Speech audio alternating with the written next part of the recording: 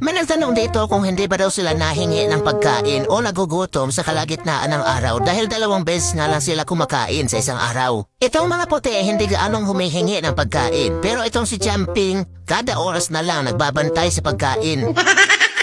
Laging nagbabantay kay tao, akala mo hindi pinapakain. Binibigyan ko rin sila ng snack sa tanghali o kaya pagkagising nila sa hapon. Dahil nga mga adult na sila ay istrikto ang kanilang kain 2 beses na lang sa isang araw. Hindi pwedeng bibigyan lagi ng pagkain tuwing nakatitig sila. Totoong nakakaawa silang tingnan dahil mukhang laging gutom. Pero hindi ibig sabihin ay kailangan silang bigyan ng pagkain. Dahil ayon sa studies, mas maganda na 2 beses na lang kumain ang mga senior sa isang araw. Isa pa sa dahilan ay meron sa kanilang hindi inuubos ang pagkain kapag maraming beses silang kakain. Kaya mas maganda na may strict feeding time talaga sila. Simula na mag-adult cut sila ay 2 beses na lang ang kain nila. At eto nga, wala namang nagkasakit sa kanila at namatay sa gutom.